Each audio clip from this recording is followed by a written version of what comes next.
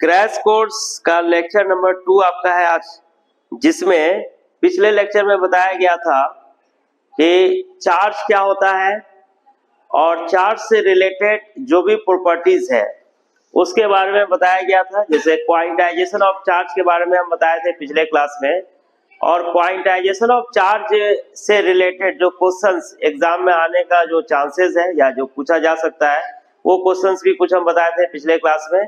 और आज का जो क्लासेस है वो भी उसी के आगे अब हम बताएंगे कि कौन सा क्वेश्चंस या कौन सा टॉपिक आपका इम्पोर्टेंट हो सकता है एग्जाम्स के लिए।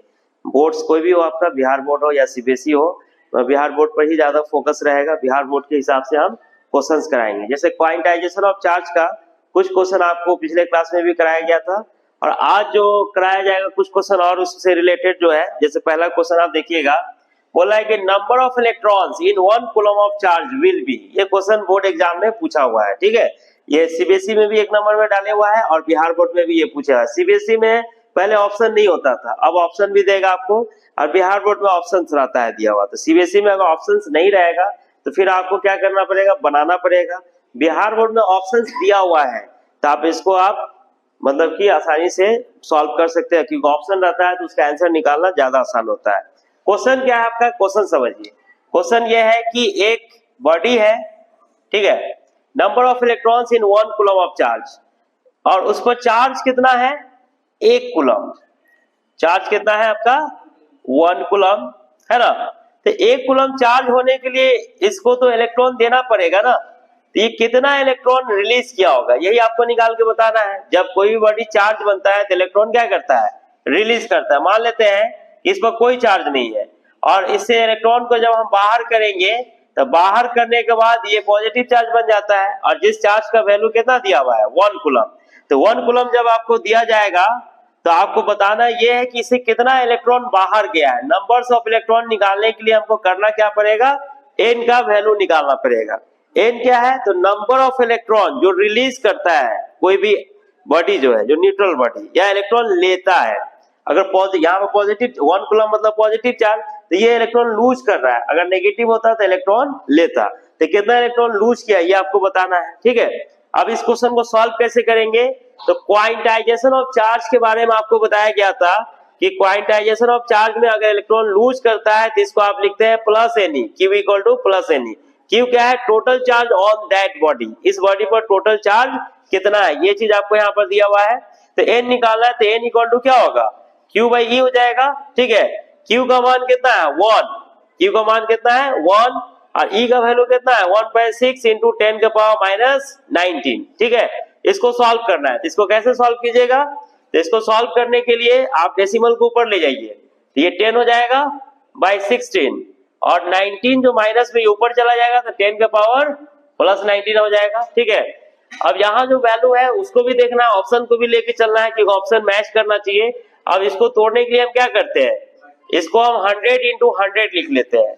ये 4 इंटू 4 हो जाएगा, तो 3 को 0 यहाँ से निकाल रहे हैं तो कितना हो जाएगा, 10 के पावर 16 हो जाएगा।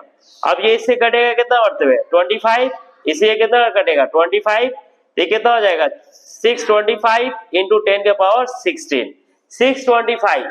अब ये 625 के टर्म में तो आंसर है, ये आंसर आपका मिल रहा है, बाद बाकी नहीं मिल रहा है। इस ऑप्शन को देखिए। अब 625 जो आपका बी जो ऑप्शन है, बी ऑप्शन क्या है 6.25 इंटू 10 के पावर 18। इस ऑप्शन को सॉल्व कीजिए, तो 625 बाई 100 हो जाएगा, 10 के पावर 18 है, 100 ऊपर जाएगा तो कितना होगा 625 बाई 10 के पावर 2, 10 के पावर 18 है तो ये ऊपर जाएगा तो कितना होगा 625 इंटू 10 के पावर 18 माइनस 2, ये आपका 625 इंटू 10 के पावर 16 होगा। ये नंबर्स आपका मैच कर रहा है ना, मतलब इसको हम ऐसे भी लिख सकते हैं। ये क्या है 6.25 इंटू 10 के पावर 18। अगर डेसिमल आप ले लेते हैं 2 डिजिट पर राइट से लेफ्ट की तरफ, तो इसका नंबर्स बढ़ जाता है। 1 डिजिट 1 है, 2 है, इधर आप डेसिमल लेंगे तो यहाँ नंबर्स बढ़ेगा, इधर की तरफ जाएंगे तो नंबर्स घटेगा। डायरेक्ट भी आप निकाल सकते हैं, अगर डायरेक्ट आपको नहीं निकालने आता है तो इसको आप मैच करके भी निकाल सकते हैं। मतलब इसका आंसर क्या होगा, बी होगा। तो ऐसा क्वेश्चन एग्जाम में आपका आ चुका है। ये क्वेश्चन जो है आपका बिहार बोर्ड में भी पूछा हुआ है और सीबीएसई में भी पूछा हुआ है। देखिए ये क्वेश्चन आपका है, an object has charge of 1 coulomb. एक ऑब्जेक्ट है जिसके पास चार्ज कितना है 1 कूलम एंड गेन्स 5 × 10⁻18 इलेक्ट्रॉन्स, और वो इलेक्ट्रॉन ले कितना रहा है तो 5 × 10⁻18 मतलब बहुत ज्यादा इलेक्ट्रॉन्स ले रहा है। और ये 2021 में ये सीबीएसई बोर्ड का आया हुआ क्वेश्चन है, मतलब ऑब्जेक्टिव क्वेश्चन है जो बिहार बोर्ड में रिपीट भी कर सकता है या सीबीएसई में डाटा चेंज करके भी पूछ सकता है आपको, ठीक है।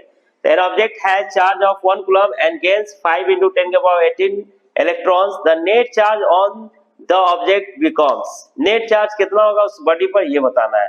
एक आपका ऑब्जेक्ट है जिस पर चार्ज कितना है, चार्ज आपका दिया हुआ है +1 कूलम, ठीक है। और उसके बाद बोल रहा है कि ये इलेक्ट्रॉन गेन करता है, इलेक्ट्रॉन गेन करेगा तो गेन करने पर क्या होगा, कितना इलेक्ट्रॉन गेन कर रहा है तो 5 × 10⁻18 इलेक्ट्रॉन गेन कर रहा है। तो गेन करेगा तो इस पर कौन सा चार्ज आएगा, नेगेटिव चार्ज, मतलब ये अपना ये Q1 तो इसके पास है ही, और Q2 -Q2 हो जाएगा आपका जो इसके वजह से जनरेट होगा, है ना। तो -Q2 मतलब गेन करेगा तो इस पर कौन चार्ज आएगा, नेगेटिव। अब पहले से कौन सा चार्ज है, पॉजिटिव, क्योंकि +1 कूलम है तो पॉजिटिव चार्ज है, ठीक है। And gains 5 × 10⁻18 electrons. The net charge आपको बताना है, the net charge on the object become, तो इस पर टोटल चार्ज कितना होगा, तो टोटल चार्ज हम मान लेते हैं Q है जो कितना हो जाएगा Q1 + -Q2, इसको आप Q1 - Q2 लिख सकते हैं। तो पहले हमको Q2 निकालना पड़ेगा, Q2 कितना होगा तो Q2 का मान हो जाएगा -Ne, इलेक्ट्रॉन ले रहा है तो ये वैल्यू हो जाएगा -5 × 10⁻18 और E का वैल्यू 1.6 × 10⁻19, तो ये कितना हो जाएगा आपका, ये हो जाएगा 880, डेसिमल एक डिजिट पर है तो वो 8.0 हो जाएगा, और 10⁻18 - 19 ये कितना आ जाएगा आपका -8 × 10⁻−1 आपका -8/10 कितना आएगा -0.8 कूलम, मतलब इस पर चार्ज कितना आ गया -0.8 कूलम, और पहले से कितना है 1 कूलम चार्ज है। आपको नेट चार्ज निकालना है, तो नेट चार्ज कितना होगा, तो नेट चार्ज की अगर हम बात करें तो नेट चार्ज इसका जो होगा Q टोटल आपको निकालना है कि इस पर टोटल चार्ज अब कितना होगा, तो ये +Q1 और -Q2, इसको जब हम सॉल्व करेंगे तो +Q1 आपका 1 कूलम है ना, और -Q2 कितना है आपका -0.8 कूलम, ठीक है ना।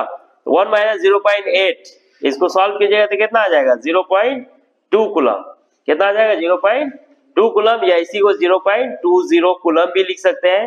तो आपका आंसर क्या हो जाएगा, डी हो जाएगा, प्लस में होगा क्योंकि नेट चार्ज प्लस में आ रहा है तो आपका रिजल्ट प्लस में आ जाएगा, तो इस क्वेश्चन का आंसर आपका डी हो जाएगा। ये थोड़ा अच्छे लेवल का क्वेश्चन हो गया। अगर बिहार बोर्ड में भी ये क्वेश्चन अगर पूछेगा तो समझिए कि 10 से 15 क्वेश्चन जो बढ़िया लेवल का जो होता है उसमें ऐसा क्वेश्चन डाला जाता है। सीबीएसई में ये क्वेश्चन एवरेज क्वेश्चन है, मतलब अच्छा लेवल का क्वेश्चन सीबीएसई के हिसाब से नहीं है, बिहार बोर्ड के हिसाब से ये क्या है आपका अच्छा क्वेश्चन हो गया, इसको नोट कर लीजिए आप। एक्सपेरिमेंट इस क्वेश्चन में कह रहा है थोड़ा क्वेश्चन बड़ा है, मगर बड़ा है तो जरूरी नहीं कि बड़ा है तो टफ होगा, ये क्वेश्चन है आसान, समझने के लिए ये क्वेश्चन को थोड़ा लेंदी किया गया है। अगर समझ जाते हैं तो आंसर इसका आसानी से आप दे सकते हैं। इस क्वेश्चन में कह रहा है कि in an experiment 3 microscopic latex spheres, मतलब कि 3 बॉडी जो है जो स्फेरिकल टाइप का है, जैसे मान लेते हैं कि 3 बॉडी आपके पास है जो स्फेरिकल टाइप का है इस तरह से, ठीक है, are separated spread into a chamber, इसको एक चैम्बर में अलग अलग रख दिया गया है, बिकेम चार्ज विथ स्फीयर्स, और इस पर चार्ज दिया गया है, चार्ज कितना है तो Q1 आपका है +3e, और Q2 आपका कितना है, Q2 आपका है +5e, Q3 कितना है तो आपका है -3e, ठीक है, ये वैल्यू आपका दिया हुआ है। Respectively all the 3 spheres came into contact, तीनों एक दूसरे के कांटेक्ट में आता है, तीनों एक दूसरे क्या आता है कांटेक्ट में आता है। तो कांटेक्ट में आने के बाद ये एक सिस्टम बन जाएगा, एक बॉडी बन जाएगा, तीनों इसके अंदर में आ गया तो ये एक बॉडी बन गया, ठीक है ना। तो तीनों जब एक साथ जुड़ेगा तो इसका टोटल चार्ज कितना होगा, टोटल चार्ज इसका हो जाएगा आपका जैसे Q1 + Q2 + Q3, मतलब इस तीनों चार्ज बॉडी को अगर जोड़ दे एक साथ इसका चार्ज कितना होगा तो Q1 आपका है +3e, और Q2 कितना है प्लस 5E, Q3 कितना है माइनस 3E। तो ये आपका हो जाएगा कितना 5E हो गया टोटल चार्ज। फिर इसको फैला दिया गया, फिर क्या कर रहा है कि इसको फैला दिया गया, अलग अलग कर दिया गया, तीनों बॉडी को अलग अलग कर दिया गया। अलग अलग करने के बाद फिर नया चार्ज इसको जनरेट होगा Q1 डैश, Q2 डैश और Q3 डैश। बोल रहा है कि all the three spheres came in contact simultaneously for a amount and got separated. फिर ये अलग हो जाता है। Which one of the following values for the final charge on the spheres. बोला कि तीनों स्फीयर्स पर फाइनल चार्ज अब क्या होगा, नया चार्ज आपको बताना है। ऑप्शंस आपको दिया हुआ है। ऑप्शंस क्या दिया हुआ है, पहला ऑप्शन में दे रहा है कि पहले पर इतना चार्ज, दूसरे पर इतना। अब ये पहले पर कितना चार्ज होगा नहीं होगा ये कहना मुश्किल है, ठीक है ना। मगर टोटल चार्ज ये 5E होगा, ये क्लियर है। अगर तीनों बॉडी का चार्ज को अगर जोड़ा जाए तो 5E होना चाहिए, ठीक है। क्या होना चाहिए 5E। बाद बाकी पहले पर कितना होगा, दूसरे पर कितना होगा, तीसरे पर कितना होगा ये कहना मुश्किल इसलिए है कि बॉडी का साइज नहीं दिया हुआ है। और साइज अगर नहीं पता रहेगा तो चार्ज कितना एक बॉडी लेगा या दूसरा बॉडी कितना लेगा ये आप नहीं कह सकते, है ना। मगर ये कंक्लूजन यहाँ पर दे रहा है कंजर्वेशन ऑफ चार्ज के बारे में आप पढ़े होंगे। तो कंजर्वेशन ऑफ चार्ज में बताया गया होगा आपको कि charge is neither be created nor be destroyed but it can be transferred. ये ट्रांसफर हो सकता है from one body to another body, एक बॉडी से दूसरे बॉडी में जा सकता है। तो एक सिस्टम जो पहले से जो दिया हुआ उस पर ये चार्ज दिया हुआ है, तो इसको जोड़ रहे हैं तो 5P आ रहा है। अब ये जितने भी सिस्टम जो दिया गया है चार ऑप्शंस में, अगर सबको जोड़ते हैं 5P आ जाता है तो वो मेरा ऑप्शन सही होगा। अब 5P नहीं आएगा तो ऑप्शन गलत हो जाएगा। चेक करने का यही तरीका है। तो पहला का चेक करते हैं। तो फर्स्ट ऑप्शन जो आपका है, फर्स्ट ऑप्शन में जो चार्ज होगा टोटल चार्ज वो कितना हो जाएगा 5P है plus minus 4E plus 5P कितना होगा, ये हो गया 10E माइनस 4E कितना आ जाएगा 6E। ये नॉट पॉसिबल क्योंकि 5P आना चाहिए, 6E नहीं आना चाहिए। क्या दूसरा जो ऑप्शन आपका है ये आपका है Q टोटल की बात करें हम तो आपका हो जाएगा 6E plus 6E plus minus 7E कितना होगा ये 12E माइनस 7E कितना हो जाएगा ये 5E, जो कि ये पॉसिबल है। ये 5P आ रहा है आपका, सेम वैल्यू आना चाहिए। जोड़ने के बाद अगर चार्ज को आप बांट देते हैं तीन बॉडी पर, साइज नहीं दिया हुआ है तो टोटल चार्ज का सम जो इक्वल होना चाहिए, तभी ये कंजर्वेशन ऑफ लॉ को फॉलो करेगा, मतलब कंजर्वेटिव नेचर का होगा। तीसरा ऑप्शन की बात किया जाए तो तीसरा ऑप्शन में Q टोटल की बात किया जाए तो ये आपका माइनस 4E है प्लस 3.5 प्लस 5.5, मतलब ये वैल्यू आ जाएगा माइनस 4E। इसको जोड़ेंगे, ऐसे ही भी फ्रैक्शन में पॉसिबल नहीं है, ये तो ऐसी भी गलत है, नॉट पॉसिबल, क्योंकि चार्ज आपका यहाँ जो वैल्यू दिया हुआ है फ्रैक्शन में नहीं होना चाहिए, मतलब कि इंटीग्रल मल्टीपल जो दिया गया है फ्रैक्शन में, n का मान क्या है फ्रैक्शन में, जो कि पॉसिबल है भी नहीं, ठीक है ना। 3.5 और 5.5 पॉसिबल है नहीं, तो चेक करने की जरूरत भी नहीं, चेक करके भी देख सकते हैं। चेक करके भी जो देखेंगे तो कितना आएगा, ये आपका ये हो गया 10E, तो कितना हो गया 6E, जो कि पॉसिबल नहीं है। ऐसे चेक करना नहीं क्योंकि ये फ्रैक्शन है, ये फ्रैक्शन है, n का मान फ्रैक्शन में नहीं हो सकता है, ठीक है। चौथा ऑप्शन की बात करते हैं तो चौथा ऑप्शन में आपका जो है 5 और 7 12 माइनस 8 कितना हो गया 4, जो कि 4 है नहीं 5 है, तो ये भी आपका ऑप्शन गलत है। सही ऑप्शन आपका कौन सा हो जाएगा, बी हो जाएगा। बी में आपका आंसर सेम आ रहा है, तो ये आंसर इसका होगा। अब ये क्वेश्चन बड़ा है, देखने में बड़ा है, मगर बनाना ये बहुत आसान है। इसमें कुछ भी नहीं करना है, सिर्फ करना क्या है कि टोटल चार्ज निकाल के देख लेना, जो पहले जो दिया हुआ है और बटने के बाद जो फाइनली जो आएगा वो अगर बराबर होगा तो इनिशियल टोटल चार्ज और फाइनल टोटल चार्ज बराबर होता है, तभी उसको हम बोलते हैं कि बॉडी जो है कंजर्वेटिव नेचर शो कर रहा है, चार्ज जो है कंजर्वेशन को फॉलो कर रहा है, इसलिए इसका आंसर क्या हो जाएगा बी हो जाएगा। तो ऐसा क्वेश्चन एग्जाम में अगर दे देता है तो आप लाइन को मत देखिए कि 4 लाइन में क्वेश्चन है तो लेंदी होगा, ऐसा क्वेश्चन और आसान होता है आपके लिए, ठीक है। ये 2021 में सीबीएसई बोर्ड में पूछे हुआ है, ऐसा क्वेश्चन सीबीएसई बोर्ड में तो पूछता ही है, बिहार बोर्ड में भी अच्छे लेवल का क्वेश्चन अगर डालेगा आपको इस साल तो ऐसा ही क्वेश्चन रहेगा जिसका स्टैंडर्ड कुछ रहेगा, है ना। बिहार बोर्ड का स्टैंडर्ड कम है, मगर अगर बढ़ाएगा तो इसी टाइप का क्वेश्चन आपको देगा। तो ये क्वेश्चन इसलिए करा रहे, ये वीवीआई क्वेश्चन नहीं, बस इसलिए करा रहे हैं कि आपको आइडिया रहेगा कि ऑब्जेक्टिव्स का लेवल क्या हो सकता है, उस लेवल के लिए इस क्वेश्चन को हम समझा रहे हैं, जिससे आपका प्रैक्टिस रहेगा तो न्यूमेरिकल बेस्ड क्वेश्चन को आसानी से आप बना सकते हैं, ठीक है। इसको उतार लीजिए आप। देखिए ये क्वेश्चन जो है आपका जो बोर्ड पर लिखा हुआ है ये थ्योरेटिकल क्वेश्चंस है, और थ्योरेटिकल क्वेश्चंस में गलती होने का चांसेस सबसे ज्यादा होता है, क्योंकि बच्चे को तो लगता है कि थ्योरी वाला जो क्वेश्चन है हम आसानी से सॉल्व कर लेंगे, मगर जब ये क्वेश्चन को आप सॉल्व करने जाएंगे तो एरर आने का चांसेस ज्यादा होता है, मतलब इस क्वेश्चन में गलती होने का चांसेस ज्यादा होता है। अब ये भी सीबीएसई बोर्ड का 2021 का क्वेश्चन है, और ये बिहार बोर्ड में ये क्वेश्चन आपको इस साल दे भी सकता है, इस पैटर्न का क्वेश्चन सेम दे ना दे, मगर इस पैटर्न का क्वेश्चन बिहार बोर्ड में आपको दे सकता है। तो आप इसको MVVI लिख सकते हैं, इस क्वेश्चन को प्रैक्टिस के लिए एग्जाम के टाइम में आप इस पर काम कर सकते हैं। इस क्वेश्चन को सॉल्व कैसे कीजिएगा, पहले क्वेश्चन को समझिए। क्वेश्चन कह रहा क्या चाह रहा है, बोला है कि अ नेगेटिवली चार्ज ऑब्जेक्ट एक्स, एक एक्स आपके पास है जो नेगेटिव चार्ज है, इस पर कौन सा चार्ज है, नेगेटिव चार्ज है एक्स पर, ठीक है, is repelled by another charge object, ये दूसरा जो चार्ज बॉडी है उसके वजह से ये रिपेल्ड हो रहा है, मतलब इसको रिपेल्ड किया जा रहा है, तो इस पर भी नेगेटिव चार्ज होगा, क्लियर है। पॉजिटिव होगा तो अट्रैक्ट करेगा, नेगेटिव होगा तो रिपेल करेगा। पहला पर अगर नेगेटिव चार्ज है तो दूसरा पर भी नेगेटिव ही होगा, पहला पर पॉजिटिव होगा तो दूसरा पर पॉजिटिव होगा, तब जाके ये रिपेल्ड करेगा। सेम चार्ज रहेगा तो रिपल्सन, और अपोजिट चार्ज होगा तो अट्रैक्शन, है ना। अब यहाँ पर रिपल्सन हो रहा है, इसका मतलब वाई पर भी नेगेटिव चार्ज है, वाई पर चार्ज पता चल गया। अब उसके बाद बोल रहा है कि however an object z is attract to object y, बोला है कि जेड जो है वाई को अट्रैक्ट कर रहा है, जेड वाई को क्या कर रहा है, अट्रैक्ट कर रहा है, या वाई जेड को अट्रैक्ट कर रहा है, ये भी कह सकते हैं आप, है ना। However, an object Z is attracted to object Y, मतलब Z जो है Y को अट्रैक्ट कर रहा है, या Y भी Z को अट्रैक्ट कर सकता है, ये दोनों नेचर इसमें हो सकता है। Which of the following is the most possibility for the object Z? तो ये इसको कब अट्रैक्ट करेगा, जब इस पर पॉजिटिव चार्ज होगा, है ना।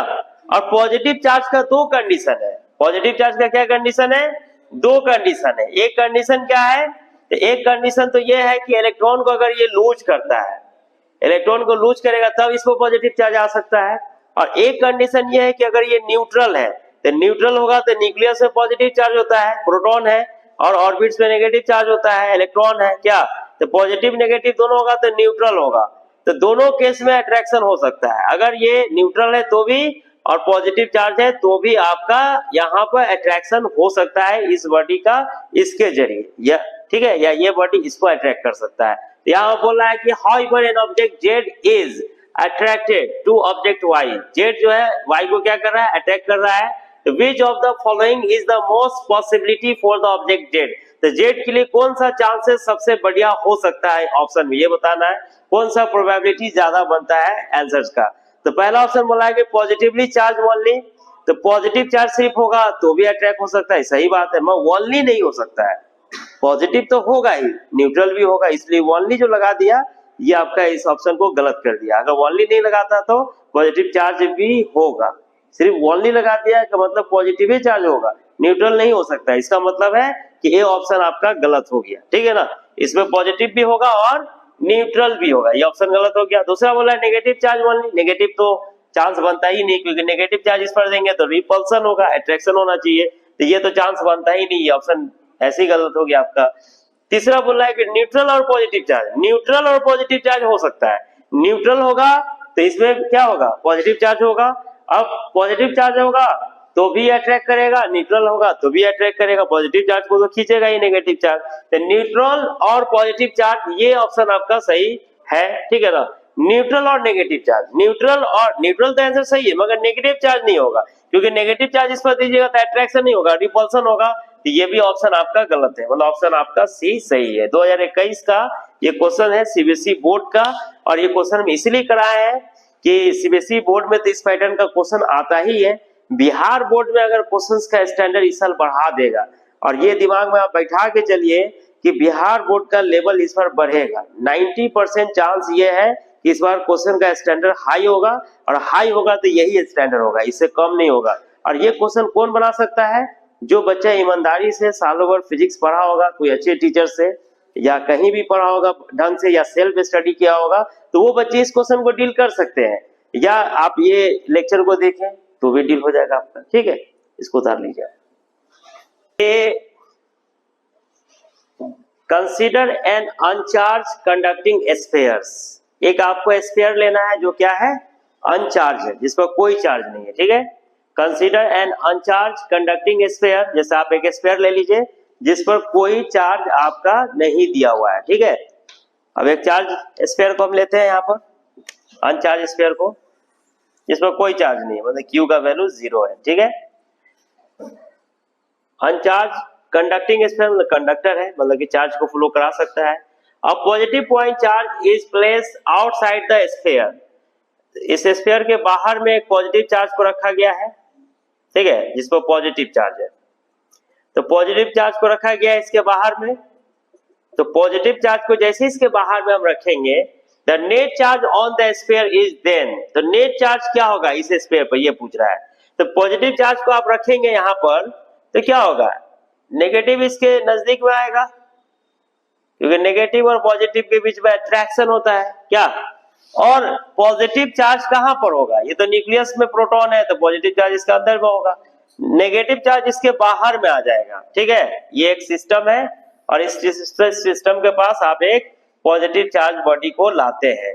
तो पॉजिटिव चार्ज बॉडी को जब लाएंगे तो ये स्फीयर जो है अपने आसपास में इसके नजदीक में कौन सा चार्ज जनरेट करेगा, नेगेटिव चार्ज। सारा नेगेटिव चार्ज इसके तरफ आ जाएगा, जैसे नेगेटिव चार्ज मान लेते हैं कि इस तरफ आ गया, सारा नेगेटिव चार्ज इसका इस तरफ आ गया है ना, पॉजिटिव खींच रहा है, और पॉजिटिव किधर भागेगा, पॉजिटिव इधर भागेगा, रिपल्सन होगा पॉजिटिव में, पॉजिटिव के बीच में, है ना, और नेगेटिव पॉजिटिव के बीच में अट्रैक्शन होगा। यहाँ पर अट्रैक्शन हो रहा है, ठीक है ना, और यहाँ पर आपका रिपल्सन हो रहा है, ठीक है। ये मेरा क्वेश्चन है, क्वेश्चन को समझिए फिर से एक बार। The net charge on the sphere is then, बोला कि इस पर नेट चार्ज अब कितना होगा, अगर इस चार्ज को यहाँ रख दिया जाए तो अब इस पर नेट चार्ज कितना होगा, ये आपसे पूछ रहा है। कंसीडर एन अनचार्ज कंडक्टिंग स्फीयर, ये अनचार्ज कंडक्टिंग स्फीयर मतलब क्यू का मान 0 है ना। अब पॉजिटिव पॉइंट चार्ज, एक पॉजिटिव पॉइंट चार्ज को बाहर में रखेगा, बड़ा सा दिखा दिया, ऐसे पॉइंट चार्ज ही है ये, ठीक है ना। इस प्लेस आउटसाइड द स्फीयर, बाहर में रखा गया है। The net charge on the sphere is then, तब बोला है कि इस पर नेट चार्ज कितना होगा, अब जब पॉजिटिव चार्ज और नेगेटिव चार्ज अलग हो जाएगा तब। देन पहला ऑप्शन दिया है negative and uniformly distributed over the surface of sphere, तो ये ऑप्शन तो आपका गलत है, क्योंकि इसमें नेगेटिव पॉजिटिव दोनों होगा, यूनिफॉर्मली होगा, नेगेटिव अलग हो जाएगा, पॉजिटिव अलग हो जाएगा, यूनिफॉर्मली होगा सरफेस पर। नेगेटिव वाला इस पॉजिटिव वाले के पास में भागेगा, पॉजिटिव दूर भागेगा, मतलब दोनों होगा इस पर, ठीक है ना। तो पहला ऑप्शन गलत है आपका, सिर्फ इसमें नेगेटिव बोल रहा है, जो कि नेगेटिव पॉजिटिव दोनों होगा। इंडक्शन ऑफ चार्ज का ये क्वेश्चन है, और ये क्वेश्चन आपका MVVI है, एग्जाम्स के लिए लिख के रख लीजिए, 2025 के लिए आपका MVVI ये क्वेश्चन दोनों बोर्ड के लिए हो सकता है, बिहार बोर्ड के लिए भी और CBSE बोर्ड के लिए, अभी तक ये कोई एग्जाम में पूछा नहीं है, ठीक है। The net charge on the sphere is then, तो negatively and uniformly distributed over the surface of the sphere, जो कि नहीं है पॉसिबल, इसमें नेगेटिव ही नहीं है, पॉजिटिव भी है। दूसरा ऑप्शन क्या बोल रहा है कि positive and uniformly distributed over the surface of the sphere, positive and uniformly distributed over the surface, सिर्फ बोल रहा है कि पॉजिटिव ही यूनिफॉर्मली डिस्ट्रीब्यूटेड है, जो कि ऐसा हो नहीं सकता है, इसमें दोनों चार्ज है, ये भी ऑप्शन आपका गलत है। Negative and appears at a point, negative एक पॉइंट पर आ रहा है, सरफेस ऑफ द स्फीयर एक ही पॉइंट पर आ रहा है, स्फीयर्स बोला कि एक ही पॉइंट पर आपका जो है नेगेटिव चार्ज आ रहा है, negative and appears at a point surface of the sphere closest to the point charge, point charge के नजदीक में ये नेगेटिव चार्ज आ रहा है, तो नेगेटिव चार्ज इसमें आ रहा है, मगर एक पॉइंट पर नहीं आ रहा, कई जगह पर ही आएगा, ठीक है ना। चौथा ऑप्शन दिया है 0, तो नेट चार्ज ही ना आपसे पूछ रहा है, तो क्यू नेट कितना होगा, मान लेते हैं कि पॉजिटिव चार्ज आपका हो गया प्लस क्यू और नेगेटिव हो गया माइनस क्यू, अगर ये बाहर निकलेगा तभी तो इस पर चार्ज बनेगा, अभी तो ये एक साथ में है, एक साथ में तो 0 ही होगा ना, नेट चार्ज तो 0 ही होगा, मतलब इनिशियल में भी 0 होगा, फाइनल में भी 0 होगा, इसलिए इसका आंसर क्या हो जाएगा, डी हो जाएगा, ठीक है ना। इस क्वेश्चन में मैक्सिमम बच्चा गलती कर सकता है, क्योंकि ये क्वेश्चन देखने में नॉर्मल लग रहा है, मगर नॉर्मल क्वेश्चन नहीं है, ये क्वेश्चंस में दिमाग लगाना पड़ेगा, और जो बच्चे का प्रैक्टिस होगा वही ये क्वेश्चन को डील कर सकता है। ये सब क्वेश्चन जो है बिहार बोर्ड का जो सबसे हाई लेवल का क्वेश्चन जो सेट करेगा, उस लेवल के क्वेश्चन की बात कर रहे हैं, ये सब CBSE का नॉर्मल लेवल की क्वेश्चन है, CBSE में ये नॉर्मल लेवल में पूछा जाता है, बिहार बोर्ड में हाई लेवल में ये क्वेश्चन डाला जाएगा। जब भी आपको 70 क्वेश्चन की बात होगा कि 70 में 35 बनाना है, तो उसमें 15 से 20 क्वेश्चन जो सेट किया जाएगा उसमें ये क्वेश्चन आएगा। सीबीएसई में नॉर्मल लेवल में ये क्वेश्चन आता है, सीबीएसई का यही लेवल ही है, बिहार बोर्ड का ये लेवल नहीं है, बिहार बोर्ड का लेवल इसके नीचे है। इस लेवल में अगर आपको क्वेश्चन को बनाना है तो जितना क्वेश्चन हम बताएंगे उसको आपको प्रैक्टिस करना होगा, क्योंकि एक्सप्लेनेशन हम दे रहे हैं सारे क्वेश्चंस का, तो आपके दिमाग में फिट हो जाएगा ये आंसर, तो आप एग्जाम में आसानी से लिख सकते हैं। ठीक है, इसको आप उतार लीजिए।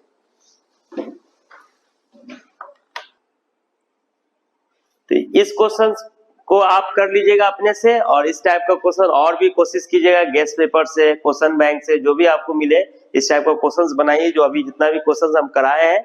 और इसके बाद जो लेक्चर होगा आपका, अभी तो हम चार्ज के बारे में सिर्फ बता रहे हैं कि चार्ज क्या है, क्वांटाइजेशन ऑफ चार्ज क्या है, इंडक्शन ऑफ चार्ज क्या है, कंजर्वेशन ऑफ चार्ज क्या है, उसके बेसिस पर जो क्वेश्चंस आता है वो चीज हम सिर्फ डिस्कस कर रहे हैं, इसमें अभी हाई लेवल में नहीं जा रहे हैं, मतलब एक बेसिक बात बता रहे हैं जिससे आपका 1 नंबर और 2 नंबर का क्वेश्चन तैयार हो सकता है, या किया जाता है, या पूछ चुका है, वही सब क्वेश्चन कराया जा रहा है।